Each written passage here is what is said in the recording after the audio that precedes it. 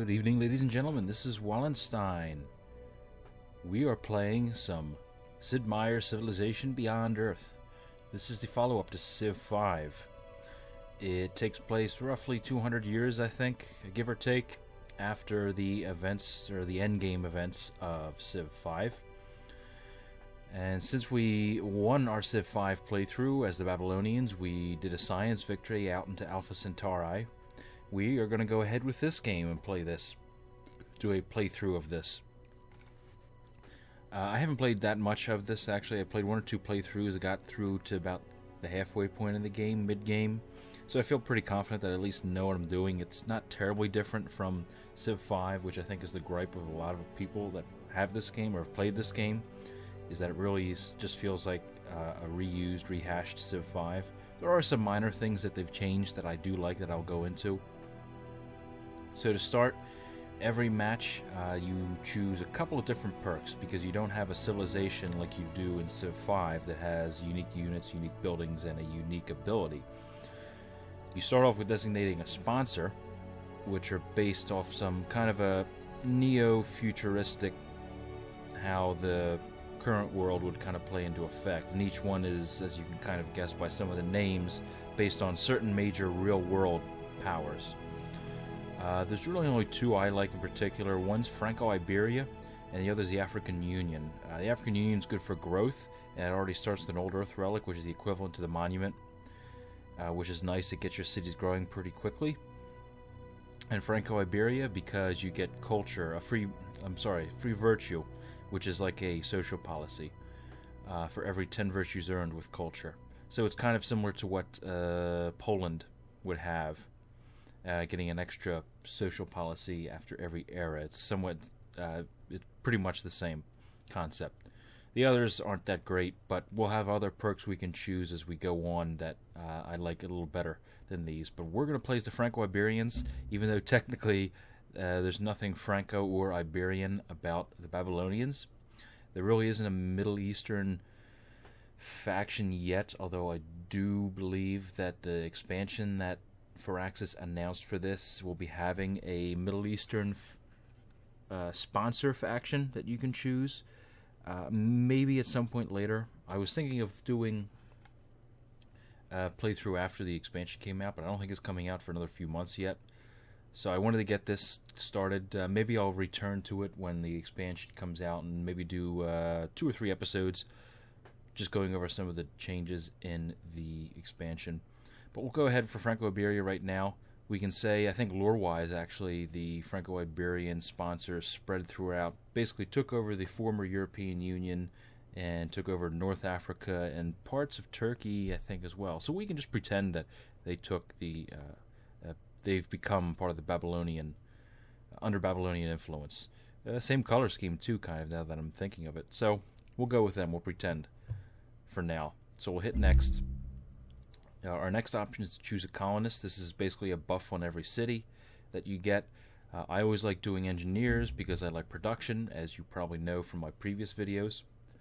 Always focus on production, so especially too, if we get a crappy start, we'll at least be guaranteed to have some kind of production to help us build some buildings and get some units out in case we start on like a desert or plains or something. So we'll hit next. These are a spacecraft bonus, and most of these aren't really good. The one I like using a lot is Continental Surveyor, because it reveals, as it says, the coasts on the map.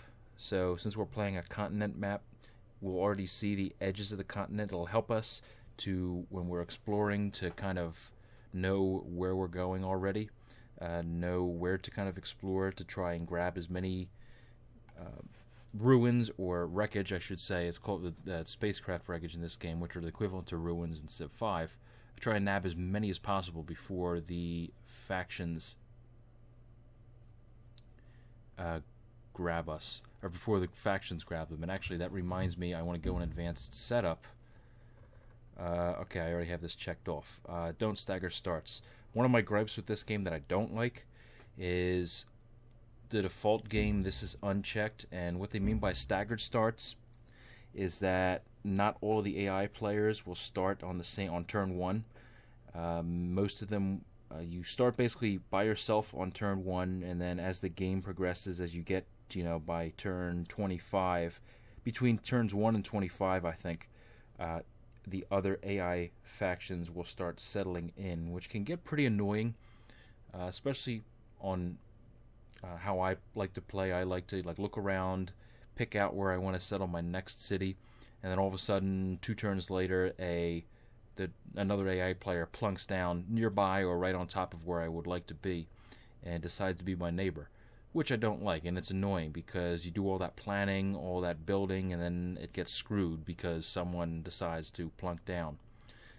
So I decided I want to play this game basically similar to how Civ 5, where all the factions are already formed, or all the factions are already settled, and the only thing I have to worry about then is racing against the clock to get territory from their settlers before they settle a new second or third city, which is how it should be in my opinion, but that's me. So I just wanted to double check we had that. We can hit next. We selected our surveyor, okay, and then the last one is choose cargo. Now all these are actually pretty good. I like doing raw materials because a clinic, which is the equivalent to, actually there really isn't an equivalent, it just provides health, which is that is the equivalent to happiness in this game. They've done away with happiness, they've replaced it with health, and I think it's made the game a little more challenging because it's a little harder to get health, because not everything, certain luxury units don't give you health as certain luxury goods would give you happiness in Civ 5. It makes it a little more challenging, I think, a little more realistic. And like I said, it's a bit harder to come across, so I like having that clinic built already. It saves production for me to focus on some other things, like building. I can build, say, another colonist instead of building this clinic, so I can get my second colonist out quickly and get a second city before my competition does. So we've already basically picked. What normally would happen next is we would pick our planet, which is basically just going through. Your basics are the same as they were in Civ 5. You have Pangea, continents, islands, solid continents, the whole gamut of different map types. And I've already selected that, so it will now actually, since I've gone into advanced setup and tweaked some of the settings, it will not allow us, or it'll skip over that already because we've done that. So we're going to go ahead and hit start.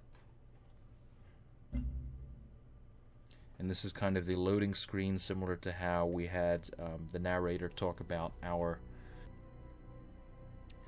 there's narration for the different technologies, and that's about it, which is good, because it's like the other Civ games. Once you've heard it 5,000 times, you get tired of hearing it.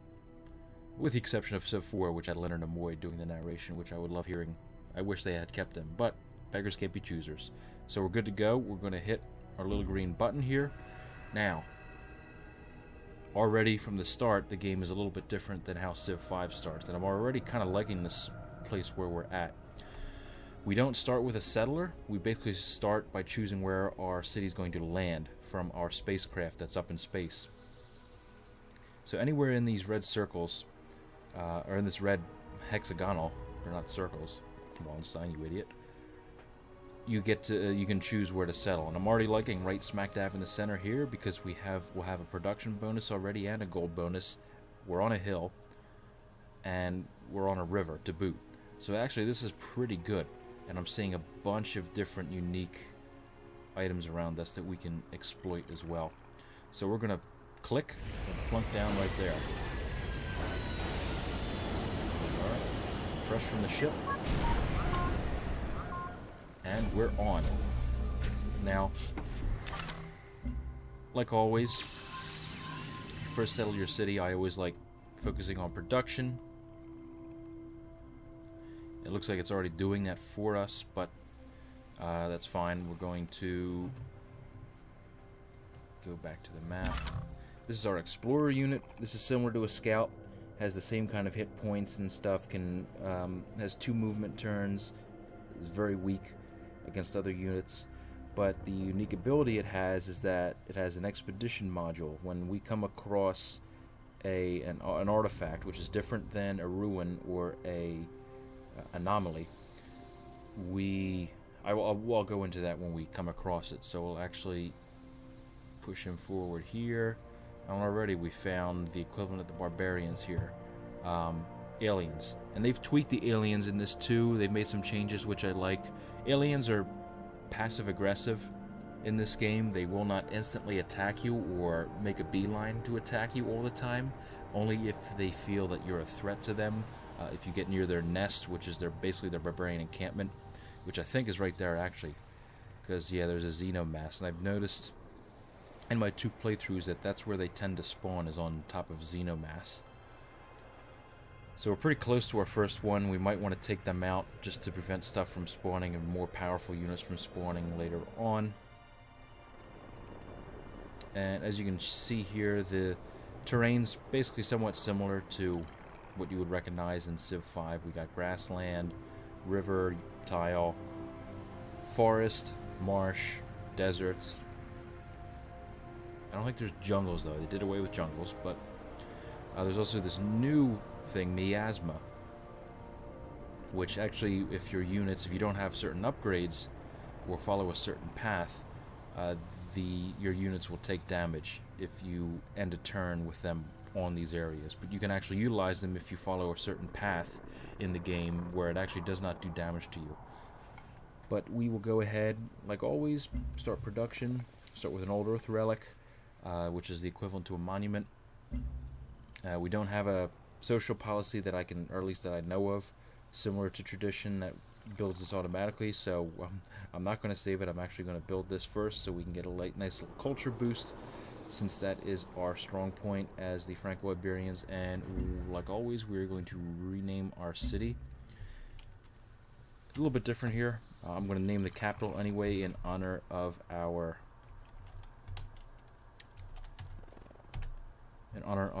playthrough with the Babylonians, and rename it Babylon 5. Also in reference to the TV show / movie, Babylon 5.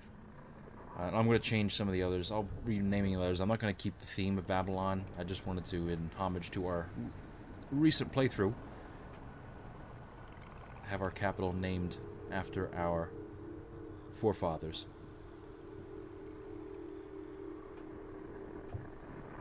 Alright, so then we can research.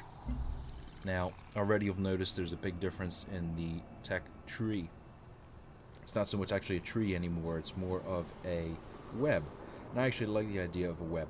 And similar to how it works, or how I recommend to play the techs in Civ 5, is you want to kind of you don't want to beeline straight for an endpoint on any one of these. You kind of want to get all of the ones surrounding first. Work at a circle, basically, is how I like to do it. And what's nice, too, what they've tweaked, which is a nice little bonus I like, is that we can see, obviously it would take us 193 turns to get cognition. But, I mean, and we can unlock it like we normally can if we research genetics.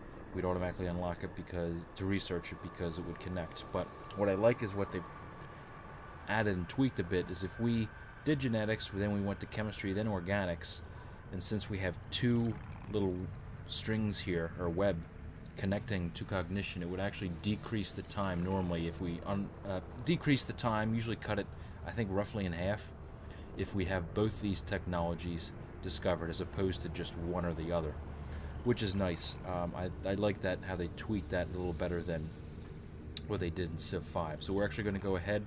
We're going to start with ecology, because it allows us to build ultrasonic fences, which will keep the aliens away from our cities, followed by genetics, and then pioneering, which will allow us to get a colonist to get a new city. So then we're going to go ahead, end our first turn.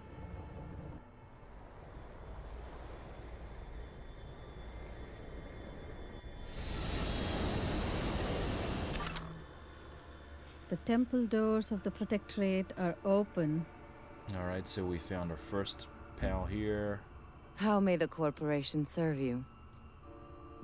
Come, Miss Ahaban. The Commonwealth welcomes you. Most of them speak English, as you can see. Sputnik, Slawiańska Federacja pozdrawiaje Ciebie. With the exception of Dren General Vadim Kozlov of the Slavic Federation, as well as the Brazilians, which we'll probably discover as well, and the Chinese. I'm assuming they're Chinese, or they could be Japanese. the Pan-Asian Cooperative. I'm not familiar with those languages, so forgive me if I mistakenly attribute it to the wrong group.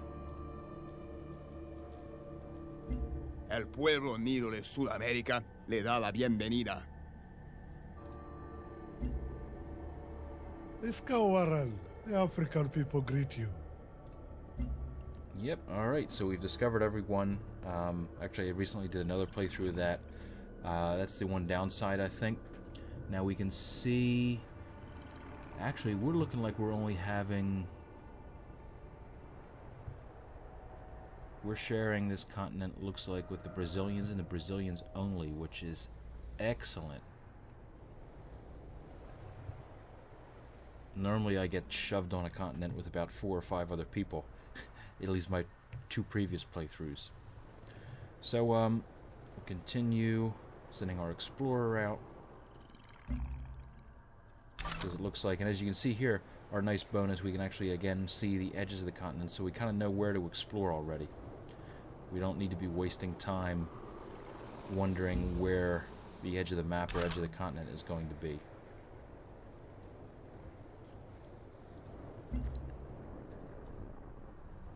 Okay, in 2 turns will be done. We might build another explorer, maybe, or maybe a soldier, since we're close. I want to take out this alien nest as quickly as possible. And so that's Miasma. Like I said, you notice the -10 health on our unit. Resource pod, which is the equivalent to the ruins in the beginning of the game in Civ 5. So it looks like our explorers found one, so we're going to hone in and try and grab that.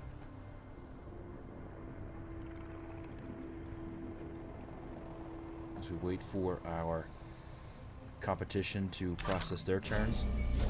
You have a new quest available. Throughout the game, your actions will trigger different quests. Yes, I understand. So this is another thing they've added is quests, which basically they're different decisions you can make that give you different buffs and bonuses, which I like. I believe the Communitas mod added that. If you watch that video playthrough at all, it was a very brief one because I lost a lot of the footage on it, but I guess it seems that they definitely took a page out of the Communitas map, or Communitas mod, and had done that. So we're going to discover this. We have 15 culture, so we can choose our first social policy, or they're not social policies, virtues, I'm sorry. We're also done producing, so actually we'll get a worker. We'll start cultivating this unique resource that'll give us additional production. So the virtues are, as you can see, are a little bit different. It's not a set.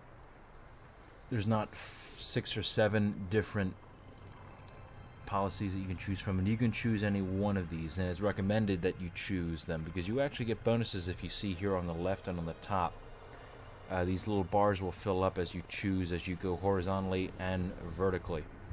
So it definitely helps to have a lot of breadth instead of depth in a particular one. So we're actually going to start with knowledge. We'll get +10 science when the city's healthy. I think that'll be a nice one to start with. Then we'll get a couple more here, then get industry, then prosperity, and then might. Or then maybe we'll tweak it depending on how the playthrough goes. So we definitely have plenty of room to expand. I thought we had a quest, maybe we don't. Maybe the quest is, maybe I'm thinking of something different with the quest.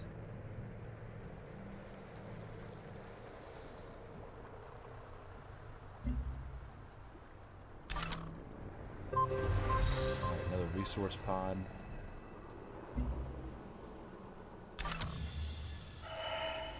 Some energy, which is gold. Alright, our population has gone up. Cool.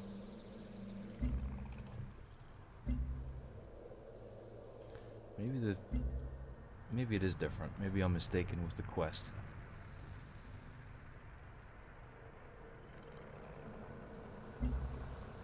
Or maybe I blew it, because normally it forces me to select that. Ah, cool. grab that alien nest. Hopefully before something else spawns in it. We'll get some nice energy from it to give us a nice boost in our economy. Here we go.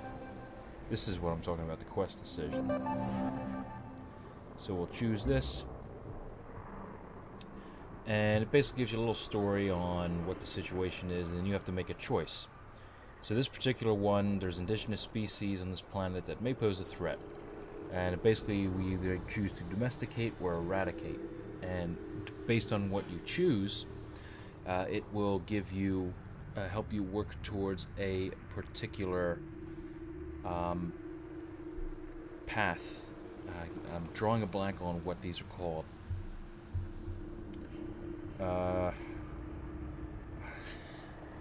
But basically there's 3 different paths you can take: harmony, supremacy, and purity. Harmony, like its namesake, builds your civilization to become more one with the new environment.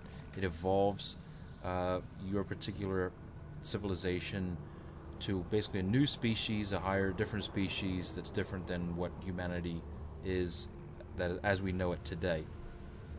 Supremacy, on the other hand, is something kind of out of Deus Ex, where everyone, or God in the Machine, everyone, your civilization upgrades itself through technology. They become cyborgs and basically become cyborg robots. And then purity, like its namesake, there is no upgrades or evolutionary changes. Human beings decide, if you do purity, that the best path is to stay the course, do what humans have been doing for years, to not question our humanity, blah blah blah. I don't want to get too philosophical, but I want to go with the harmony path. So we're going to domesticate the wildlife, and that'll help us earn points in the right corner here. And for the life of me, I still can't remember what these are called. I'm going to draw a blank on it.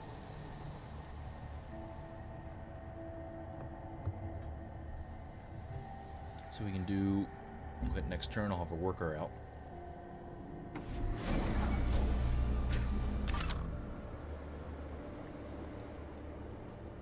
Oh, it's nice too with the workers, most cases they automatically can build plantations and stuff. There's really no tech to get the low level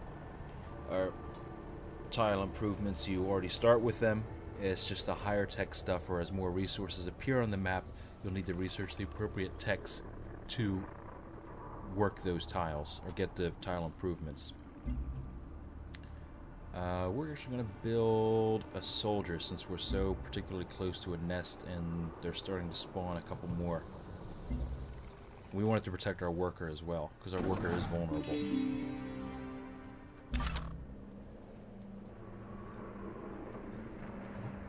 We can choose another virtue, and again what we'll do is get social mores, which will give us a boost in culture as well. Then we'll probably get laboratory apprenticeship and then start working in industry. That's usually the path I like to take. It gives us a nice quick boost in the science and production.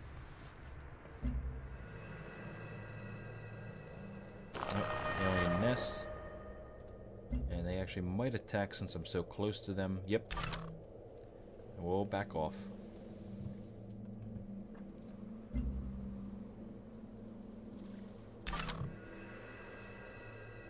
Crap, we're going to take more damage because of the miasma. Like I said, the aliens are normally passive-aggressive, but since they're, you can attack them. The more you do attack them, the more aggressive they will become. This little green symbol above their heads will normally turn orange, indicating they've become hostile, which will wear off over time if you stop attacking them. But since they're getting close, I want to let them know that they're on my turf, because if they can attack my guys when I'm near their nests, I can certainly do the same if they're near me. So I'm going to take them out, give them a warning shot saying, don't mess with me. Y'all, this isn't a one-way street. We're not playing a one-way street here. You come near me, I'll attack you just as you've done for me. And it looks like our explorer got wiped out, so they had the last laugh from the looks of it. 智慧和财富是最好的分享物。 Sure. Why not?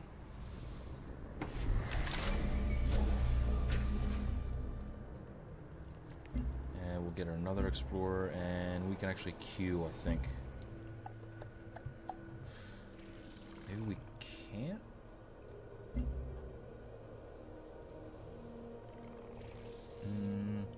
I'm not sure. The UI is a little bit different than...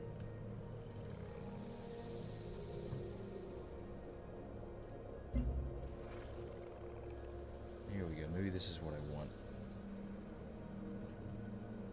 Maybe not. If I hit shift? Yes, okay. Or I can just do that. Okay. So that's what we'll do.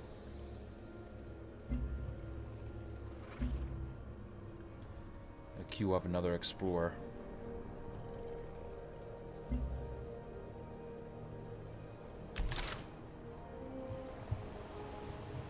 Are we done? I think we are. So we'll go and build this. Defend those guys as well. When Coyote learned he was the only... Yes.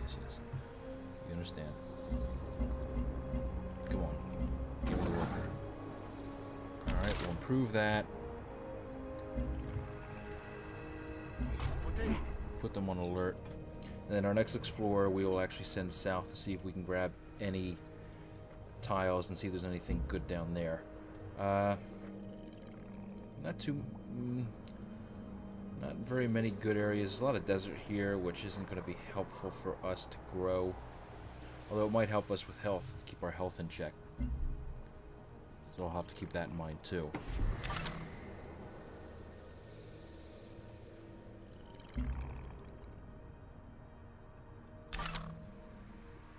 Alright, there's another pod.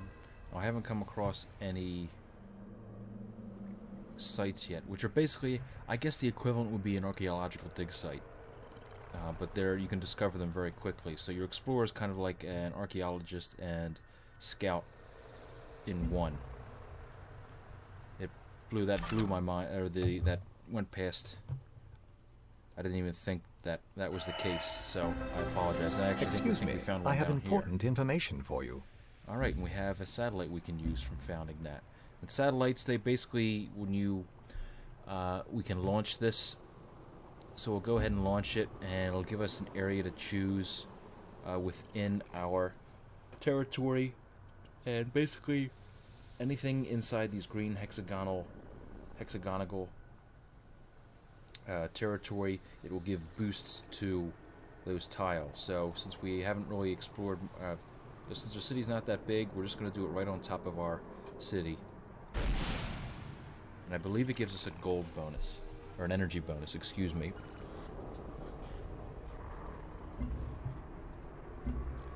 Blah, blah, blah. Yes, I understand how these work. So as you can see, we're in orbital view now. We can see our little, what looks like the International Space Station. To get out of this, I believe it's escape. Yeah. And then it'll basically show us, that we have this little beam coming down to show us that we have a satellite. And actually, if we click, yeah, we can go back to that. No, I don't think, it's, the only bad thing is once you place it, you can't move it, so you have to make sure you're choosing the right spot the first time, because you won't get a second chance. Yeah.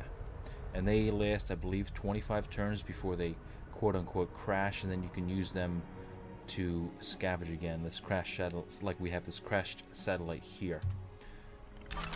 So we'll send our scout in to discover the artifact here. We have another explorer which we'll send south. And we'll get this ultrasonic fence up as quickly as possible.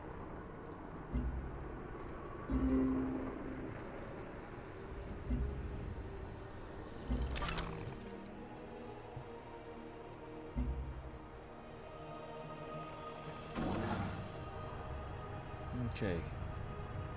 Start building some farms. And And then what we'll do is construct an expedition, like I said, similar to an archaeological dig.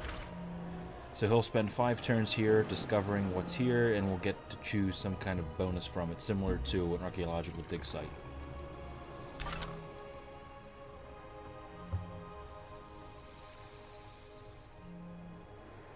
Alright, another resource pod that we can hopefully grab before the Brazilians do. I haven't seen any of their units up here yet. More energy, always good.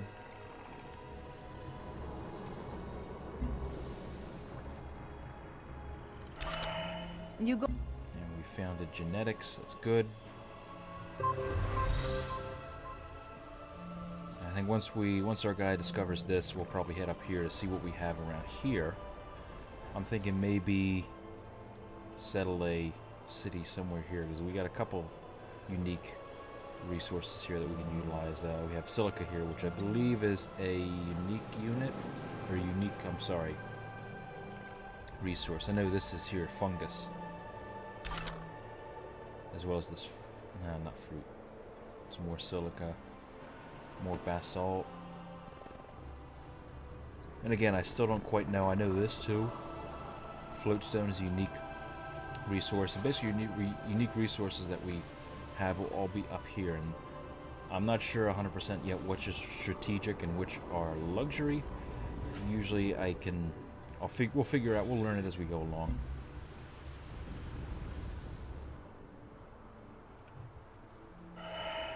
More energy, excellent. So we're moving on pretty swiftly right now. Your explorer has discovered something wonderful. There are many. Yeah, shut up. Freaking Jarvis. That's what he sounds like.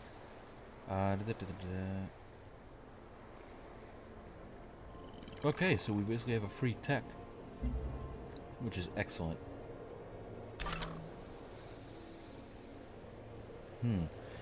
Here's definitely looking good for another spot, but we don't want to actually settle too far from our cities. You actually want to settle in this game a little closer together than you normally would in Civ 5. So say 4 to 5 tiles away from your from your next closest city, as opposed to the 6 or 7 that I usually recommend, or usually are recommended by other players.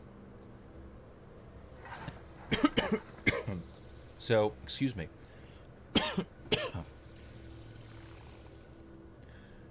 So we actually have a unique decision.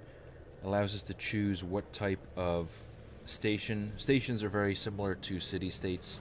They're AI-controlled small little outposts that you can trade with, and as you trade with them, you'll get certain boosts and buffs from them. As far as I know, I don't think you can ally with them in the sense that you could for a city-state in Civ 5. I know you can take them, wipe them out, conquer them, but I don't think they turn into a city. I haven't done that really, so I'm not 100% sure. So this is allowing us to choose bonuses here. So if we choose Golden Bell Temple, if we have a trade route with them, we'll get 1 food, 1 energy, and 2 culture. Whereas a far base one will get 2 energy and 2 science. Now this is kind of tough because I want the culture, but I want the science as well.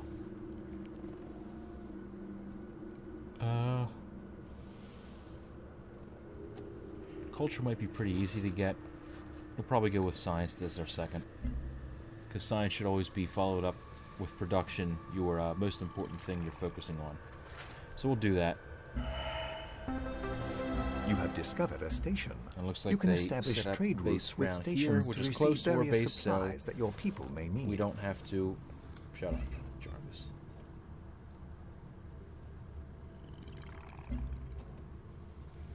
Okay. Yep, we're pretty good. So actually, I'm going to leave it there for now. It's a good first episode, basic walkthrough of the starting areas of the game. So again, if you're liking this new series. Any comments, always, please leave them. So I hope you guys will enjoy this. I know I certainly will. And I'll have some other projects coming down the pipeline as well. But until then, I will see you all next time.